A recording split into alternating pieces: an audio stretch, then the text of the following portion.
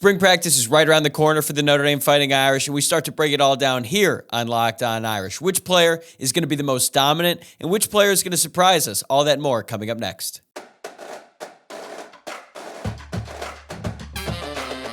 You are Locked On Irish, your daily podcast on the Notre Dame Fighting Irish. Part of the Locked On Podcast Network, your team every day. Hello and welcome to Locked On Irish, your daily Notre Dame podcast. Today is Tuesday, March 5th, and thank you for making this your first listen of the day. I'm Tyler Wojciak, and I'm the host. I'm a Notre Dame alum and producer covering college football for Fox Sports. And you can watch this show on YouTube or listen wherever you get your podcasts. If you are watching along on YouTube, give this video a like and subscribe to the channel. Or if you're listening to the pod, I'd greatly appreciate it if you would rate the show 5 stars, leave a review, and of course, subscribe. This episode is brought to you by Nissan. Are you the kind of driver that likes to push things a little further? Ever wonder what adventure could be around the next corner?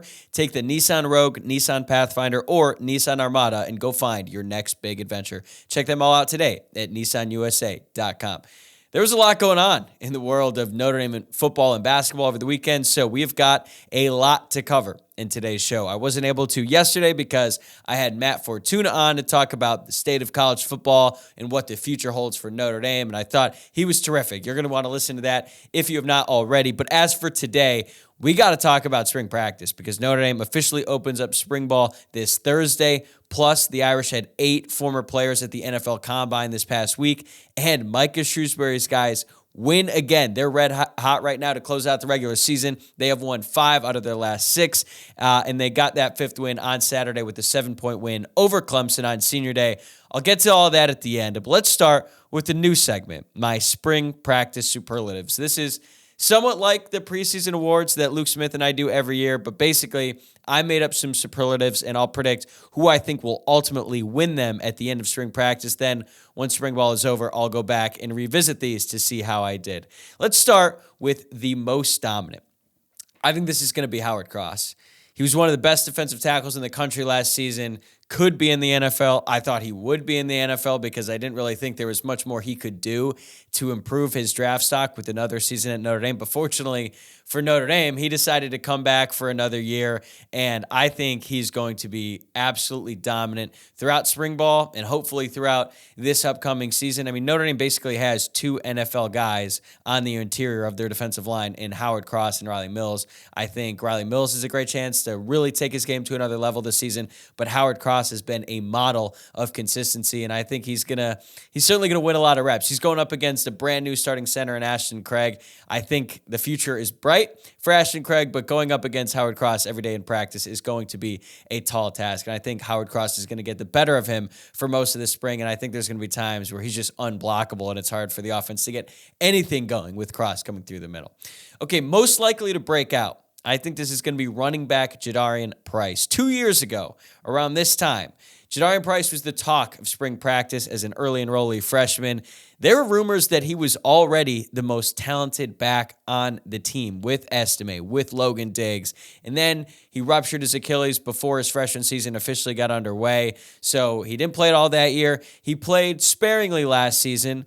He finished with, let me pull this up here. I just had it. 272 rushing yards on just 47 carries. He did have one of the biggest plays of the entire season when he returned that kickoff to the house against USC to essentially put that game away. So we've seen it. He scored 3 touchdowns last year. We know that he can really play. But now with Aundre Eese off to the NFL, the running back 1 job is up for grabs. And I think a lot of people assume that's going to be Jeremiah Love, who is a little bit higher rated coming out of high school. I think it's going to be Jadarian Price. He had a 100-yard game in the Sun Bowl, and I think he is more physically ready to be that every down back. And I still think Jeremiah Love is going to have a great season. He's really electric, and I'm really excited to see what he can do. But I just have a feeling that we're going to be talking about Jadarian Price in a similar way that we did when he was an early enrollee freshman. Now that he's had that 1 full year to recover, he's back to full speed, and I'm really excited what the future holds for him. Speaking of electric, most electric is going to go out to wide receiver Chris Mitchell, the transfer from Florida International. Tom Loy from 24/7 Sports shared that Chris Mitchell is already the fastest player on the team. I have heard this from a separate source as well, so I think it's legit, and I was a little bit surprised by that. Notre Dame's got some burners on the team. Micah Bell was like a track star when he was in high school, and even though he hasn't really cracked the depth chart as cornerback, we know he's got a ton of speed. Notre Dame has some other great athletes on the team, but it appears that Chris Mitchell is the fastest out of all of them, and that's great because Notre Dame hasn't had a true burner at wide receiver since Will Fuller. Maybe Braden Lenzy could have been that his senior year if he had a better quarterback to throw in the ball to. It always felt like he was wide open, and Notre Dame's quarterbacks just could not connect with him. I really wish he had stuck around for last year. So he could have played with Sam Hartman, who can really throw the deep ball. But Notre Dame hasn't had a guy like that in a long time, and they need to have a really potent offense. I don't know if Chris Mitchell is going to be a starter, but I think he's going to get a lot of reps, and I think that when he does, he's going to have the opportunity to go deep, make some deep catches, and hopefully provide a big play threat for quarterback Riley Leonard, which leads me into my next superlative, the most curious.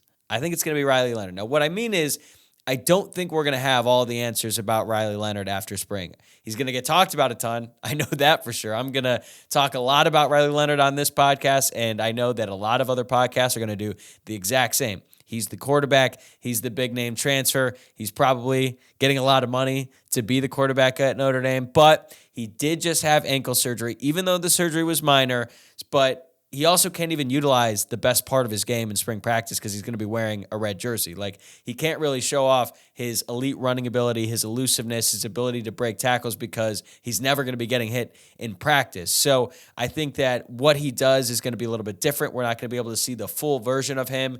And if you compare that to last year and what Sam Hartman did at the end of spring practice, and specifically the blue and gold game, he pretty much ended that quarterback competition against Tyler Buchner in that spring game. He thoroughly outplayed Buchner, and it forced Buchner out the door, ended all the questions we had about Hartman and his fit at Notre Dame. I don't think we're going to see that out of Riley Leonard with his battle against Steve Angeli. I still fully expect Leonard to be the starting quarterback. I think he could have a really productive spring practice, but I think that he's still going to have to grow with his accuracy and his consistency, and that is going to be something that we talk about throughout the summer and likely into the fall, even though I think he's going to end up being a good player for the Irish. Okay, next one. Future star.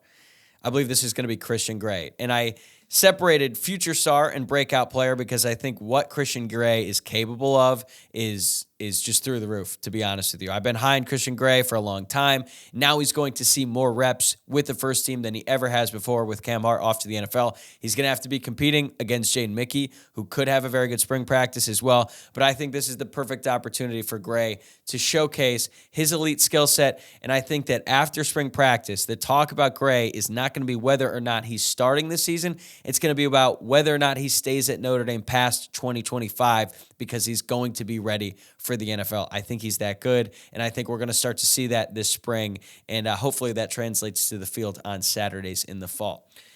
Okay, next one, late bloomer. I think this is going to go to Jason Aundre, some guy who's been around the program for a little bit, and it's time to really make a name for himself. And I've heard a lot of really good things about Aundre and what he has done in winter workouts. And we did start to hear that last winter, too. He was a name that was brought up as someone who really shined during the winter workout period, and then he had a really impressive spring practice. And at the time, he was kind of an afterthought. Like, he had done pretty much nothing in his Notre Dame career, and then he had a really good spring session. And even though he didn't end up having quite the season that we thought he might as a defensive tackle for Notre Dame, I think part of that has to do with the fact that Cross and Mills were so good that he wasn't really on the field all that much. And he's still obviously going to be the reserve behind Cross and Mills, but Notre Dame really needs a third interior defensive lineman to come in for Riley Mills and Howard Cross, especially now that Gabriel Rubio's status is a bit uncertain. He's not going to be with the team in spring practice because he's not enrolled at the university for the spring semester. Still no word on whether or not he's going to be able to return, but that is a loss. Notre Dame needs a guy to step up. I think Jason Aundre is going to be the perfect guy to do it. He's going into his redshirt junior season, his fourth year with the program. It's kind of like now or never with Jason Aundre. If he's not really able to make a name for himself now, I don't think that's going to happen, but I feel really good about Aundre where he's at, and I feel like he's going to be a guy where you look at him and think, okay, he's not going to be a starter, but he's going to be a really productive player for the Irish throughout the fall. Okay, biggest surprise. I think it's going to be Cooper Flanagan, the tight end. With Mitchell Evans out as he recovers from his torn ACL, Eli Raridon is going to be the starting tight end. And I'm still incredibly high on Raridon. Like, I think Raridon has the potential to be the next elite tight end to come out of Notre Dame, but keep an eye on Cooper Flanagan. Most people expected him to redshirt last year, but he essentially forced himself onto the field with his play, and I thought he really shined in limited action. He's not really getting talked about a ton, and now that Notre Dame has Mike Denbrock, there's a chance that we see less 12 personnel, as Notre Dame likes to run 11 with 3 wide receivers on the field under Denbrock. But I still think having a really, really good tight end number 2, as long as Mitchell Evans is out, that's really important. I think Cooper Flanagan is going to be that guy. Notre Dame has consistently had a great tight end room, and usually there's a guy in there who you don't always see coming, and then they end up having a really good career for Notre Dame. I think that's going to happen with Cooper Flanagan. He's going to have more opportunities to make plays in the passing game than he ever did last year when he was mostly just a blocking threat. I think he's going to get the ball thrown to him a lot more in spring practice, and I believe he's going to turn some heads. Last spring superlative, best newcomer. I'm going with defensive end RJ Oben. I know that's kind of boring. Notre Dame is going to have a lot of really exciting early enrollee freshmen getting their first real reps in the Notre Dame uniform, but I think that RJ Oben is going to stand out above the rest of the transfers and the newcomers. I already gave Chris Mitchell the most electric award, so this is a little bit different. This is the best overall newcomer. I think Oben, what he did at Duke, he proved that he's elite at getting after the passer, and he's going to be going up against some pretty inexperienced tackles in practice. He should cause a lot of problems for those young guys, and even an older guy in Tosh Baker who just really hasn't played a lot of college football, at least on Saturdays. And I hope that, going up against a guy like Oben, who's experienced, even a guy like Jordan Botelho to some extent, I hope that builds some, I hope that helps improve the tackles, but I also think that Oben is going to get the better of them a lot in spring practice. He's really, really good. Again, I know it might not be as sexy as picking one of the freshmen or as exciting, but this is a 6th-year guy who Notre Dame really needs to be great this season. JJB was great last season. They got RJ Oben to fill that need, and I feel like he's going to start to showcase that in spring ball, and he's going to end up being a really, really good player for the Irish. All right, that's it for the spring practice superlatives. Again, I'm going to revisit this when spring ball is over. We'll see how I did. But coming up next, which Notre Dame players helped improve their draft stock the most at the NFL Combine? Get buckets with your first bet on FanDuel, America's #1 sportsbook, because right now, new customers get $150 in bonus bets with any winning $5 bet. That's $150 if your bet wins. You can bet on all your favorite NBA players and teams with quick bets, live same-game parlays, exclusive props, and more. Just visit FanDuel.com/lockedon and shoot your shot. FanDuel, an official sportsbook partner of the NBA. So maybe you've heard by now, but the NFL Draft is coming up, which means endless content about the draft and every single prospect involved. And personally, I've never been the biggest NFL draft guy. Like, I'll watch the first round. That's pretty much it. I keep up with the guys. I watched a lot of them play in college. And as a Browns fan, I'm going to be interested in who they select and how the first round plays out. But overall, I'm not the most locked in to the NFL draft. So the combine, the hype that goes around it, I think it gets a little bit overblown. But I understand that some people are just really, really into it. And if you're into that, kudos to you, man. I'm not trying to knock it in any way. It's just not really... The draft is not my biggest thing. But that being said, I also understand the importance of the draft and what it means for recruiting for college programs, because obviously the more guys you get drafted, the more you can use that in recruiting and get better prospects to come and play for your program. And Notre Dame was well represented at the NFL Combine this year.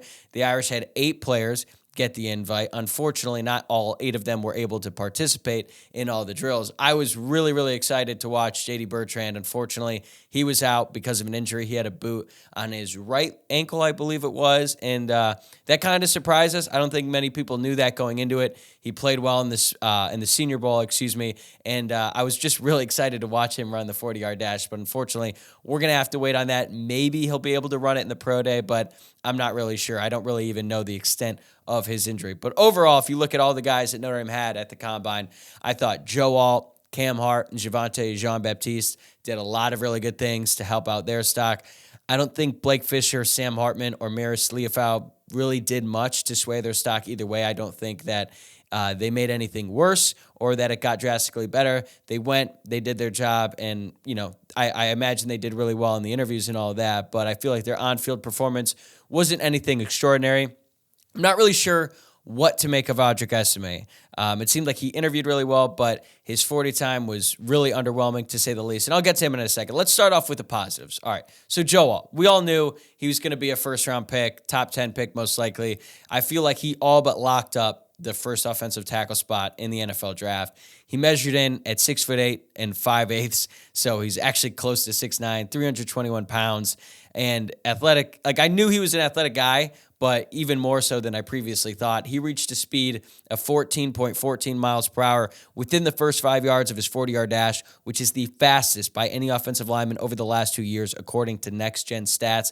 His three-cone time of 7.31 seconds is tied for the 8th fastest among offensive tackles since 1999, and he is actually tied with Lane Johnson from the Eagles, who's a future Hall of Famer, still one of the best tackles in the NFL. So that is really good company to be in. He's got elite film, he's got elite size, and now we know he has elite measurables as well. I think he's going to be the first tackle off the board, potentially even a top 5 pick. If not top 5, definitely top 10.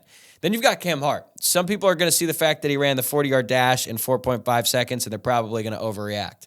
That's not great for a corner, but it's not terrible, and Hart more than makes up for that with his size. He's 6'3", 202 pounds, and he has 33-inch arms, which makes him arguably the most physically gifted corner in this class. I'm not talking about, athleticism. I'm talking about physically his traits. Not many corners have that type of size or that type of length. His vertical jump was impressive at 39.5 inches, and he did well in the broad jump, three-cone drill, and the short shuttle. So I thought overall he had a really impressive combine, but the biggest question about Cam Hart going into this draft was his medicals, and medicals are a huge part of the NFL combine. It's just like there's no cameras in the room, nor should there be, but that information about Cam Hart's medicals has not been reported anywhere yet, so I think we just have to hope for the best there, because if he had clean medicals, we could be talking about Cam Hart as like a second-round pick. But unfortunately, with his injury history, specifically the shoulder, I think that some NFL teams are probably going to be reluctant to pick him, but I feel like if he just gets in the right situation, he's going to have a really, really good NFL career.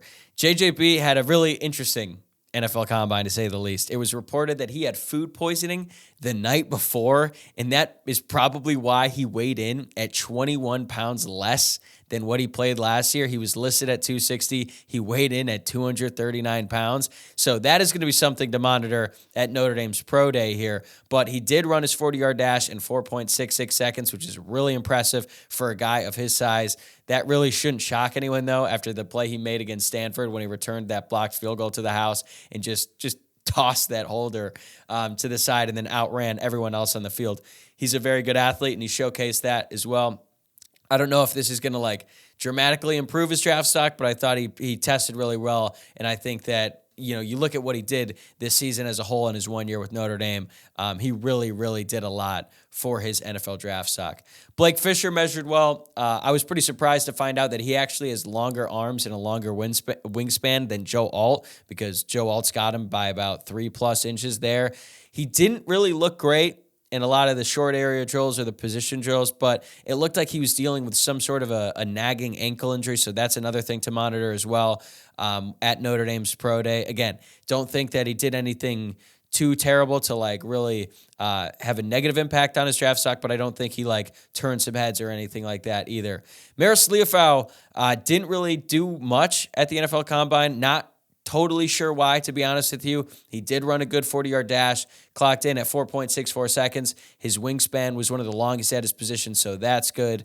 But yeah, I'm curious to see why he decided to sit out a lot of the drills and whether or not he's going to do them at Pro Day here, because I feel like he's so athletic, and what he's able to do in space and coming off the edge is what makes him such an intriguing prospect, but we just really didn't get to see a whole lot of that at the Combine.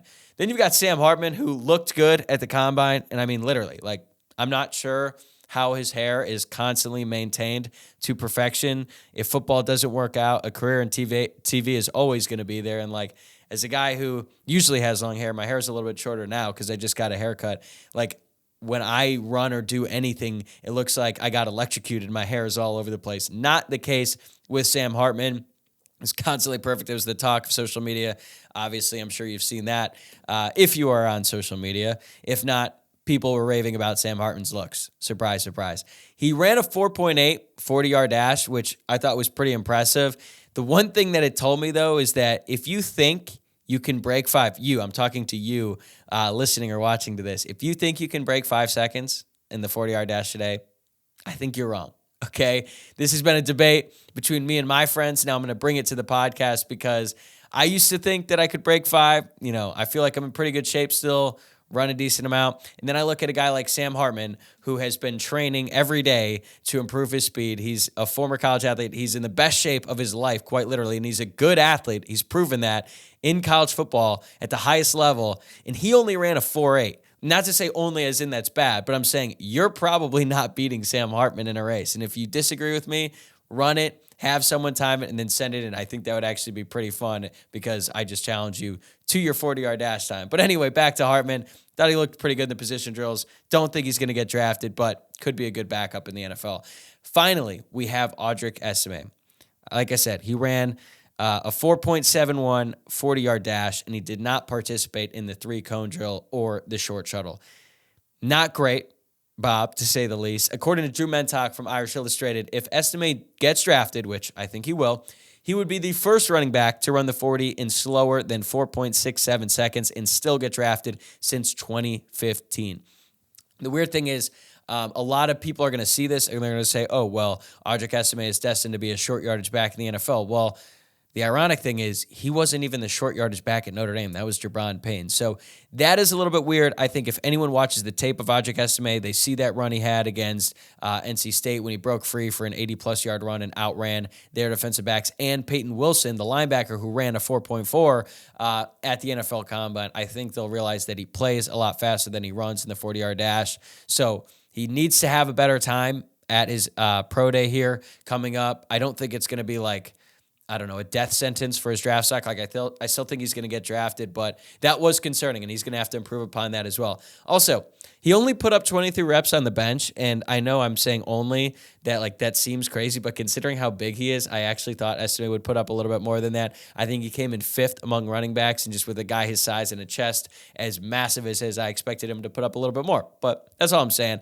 I still think he's going to have a really good NFL career, and hopefully he ends up on the right team, because I think that is going to be really important. If he ends up on a good team and is in a good situation early, I think the future is really bright for Aundre Eese in the NFL. So overall, I thought the Notre Dame guys did well. There wasn't like a standout moment like when Miles Boykin surprised us all and ran a 4.42 40-yard dash a few years ago. But for the most part, Notre Dame guys handled their business, and I think they're going to end up having 7 guys taken to the draft, maybe 6, we'll see. But overall, I feel like that's a good place for Notre Dame to be. All right, coming up, the Notre Dame men's basketball team continued their hot streak with a win over Clemson on Saturday. Do they have a shot to make a run at the ACC tournament? That's next. Today's episode is brought to you by Nissan. Are you the kind of driver that likes to push things a little further? Ever wonder what adventure could be around the next corner? Our friends at Nissan have a lineup of SUVs with the capabilities to take your adventure to the next level. First, they've got the 2024 Nissan Rogue. It's perfect for city drives and great escapes, and it's the perfect midsize crossover for your next adventure. Nissan's incredible lineup also includes the 2024 Nissan Pathfinder. The Pathfinder has room up to 8 in expansive cargo capacity and advanced 4x4 capability with 284 horsepower and up to 6,000 pounds towing. When adventure calls, the Pathfinder is there to answer. Take the Nissan Rogue, Nissan Pathfinder, or Nissan Armada and go find your next big adventure. Shop NissanUSA.com. All right, what started out as a joke is now very real. The Notre Dame men's basketball team is scorching hot, and I say that it was a joke because when they won 2 or 3 in a row, I joked that it was cause for celebration given how bad the team looked at times throughout the season and last season as well. It's been a long time since we've had a really good men's basketball team to root for, but Notre Dame notched their 5th win in their last 6 games on Saturday when they rallied past Clemson 69-62 on senior night. Clemson led for most of the first half, but Notre Dame was able to keep it within reach. The game was tied at 50 with about 8 minutes left, and then the Irish outscored the Tigers 19-12 down the stretch. Tay Davis is a huge reason why. He had a huge second half. He actually went scoreless in the first, but then finished with 18 total, all of which came in the second half, including a stretch late there when he scored 6 straight points. He went 8 for 8 from the free throw line. Marcus Burton led the way again with 21 points, although 17 of those came in the first half, but still was an effective playmaker throughout the game. Matt Zona was on the court for 28 minutes in what could be his final game at Purcell Pavilion. He finished with 6 points, 4 rebounds, and a couple assists. It was really cool to watch him soak that all in. And, he hasn't really been around for a great period of time in Notre Dame men's basketball, but he decided to stick around, and I'm happy for him that he got the opportunity to go out at home on a high note. And then Braden Shrewsbury, he knocked down another big three in a clutch moment. He has really come on as of late. He finished 2 of 6 from 3 for the game, but this time he hit a 3 to put the Irish up 7 with 90 seconds left at all, but put this one away. So the season is coming to an end, which is honestly the bummer of it all, because this team has really found their groove. So I think a lot of people are left to wonder, what does this all mean, right? Like, it's fun that they're winning these games, but they're probably not going to go to the NCAA tournament. And the season, they're still going to finish below 500, and I get all that. But I feel like there's a lot to take from this stretch, because I think the team has shown a level of improvement that, frankly, I wasn't sure was possible. Like, I knew the season was going to be a struggle. I was hopeful that they would show signs of growth and show signs of development, and they have done that and then some. The win against Wake Forest, that was a team on the bubble. Clemson is another team who's trying to get in the NCAA tournament. Like, those are 2 really solid wins. Like, beating up on Louisville, not anything special. I'm pretty sure that there are like some D2 high school teams out there that could beat up on Louisville. But this was a really, really impressive win at home too. So you're ending the season on the high note. The Irish finished 9-8 at home on the year, 5-5 at home in ACC play. That's an upgrade from 3-7 last year at home in the ACC. So as long as this team sticks together, man, and I say that is a big if, because you never know in college basketball or college sports, really. Like, the transfer portal, it's crazy. It's especially crazy in college basketball. But I feel like the fact that a lot of these guys, a lot of these freshmen specifically, who came over, they followed Micah Shrewsbury, and Marcus Burton had the chance to decommit from Notre Dame once Mike Bray left. That's the guy who he committed to. He decided to stick around. He's a local kid. I think he's going to be at Notre Dame for a long time. And I feel like the future is really, really bright for this group. But now they've got 2 games left in the regular season. They've got North Carolina on the road tonight in Chapel Hill, and then they close out the regular season on the road against Virginia Tech this weekend, and then they get into the ACC tournament. I said last week that I thought this team could definitely win 2 games. They could also lose in the first round. Like, let's not be too crazy here. They still have definitely struggled at times throughout the year, but if they can get 2 wins here in the ACC tournament and even just have a chance at winning it. Like, I still think it's a long shot. They don't really have the size to match up with Duke or anything like that, but I really think they can make a run here and win a couple games. They've proven that with the wins over Wake Forest and Clemson, that they're able to beat that like middle of the pack ACC teams, and they're going to have a chance. And I think that's like the most exciting part in all of this, because if you had asked me a couple weeks ago, what do I think about this team's chances in the ACC tournament? I've been like, I'd just be happy to win 1 game. Now, if they don't win a game, I'd be really disappointed. I fully expect them to win the first round, and then they'll have a great chance in the second round. We'll see who they get matched up against. But yeah, man, like, this team has a really good shot here to maybe tease us all into thinking they could win the ACC tournament. But man, if they were to go into DC and win the ACC tournament, first of all, it'd be like one of the most improbable stretches of all time. But now we have to at least entertain the possibility of that happening because of how hot this team is right now. And I never, ever would have guessed that at the beginning of the season. And you got to think about the fact that this season was on the brink of disaster after the Irish lost 7 in a row. So Micah Shrewsbury deserves a ton of credit for keeping his team locked in, keeping them engaged, and going out there every night and putting in a ton of effort. And now it's translating into wins here. And that's really, really exciting. Like I said, the Irish play North Carolina tonight in Chapel Hill. I don't expect them to win, but I do expect it to be a fight, which is crazy because North Carolina is one of the best teams in the country. And when was the last time we could say that, yeah, Notre Dame should be able to go on the road one of the most hostile environments in all of college basketball and have a real shot of winning. It's been a long time, but I feel like the program is in a much, much different place now than it was even a few weeks back, and certainly in a much better place than they were at the start of the season. And I am really, really excited about the future of this team, even if we only have a few more games with this group left this season. All right, that's going to do it for me today. Thanks again for making Locked On Irish your first listen of the day. I'll be back tomorrow morning with Greg Famong from Irish Sports Daily. We're going to do a full-blown spring practice preview. A lot to get into. You're not going to want to miss it, so make sure that you're subscribed to the show on YouTube or wherever you're listening to the podcast, and I will see you guys tomorrow.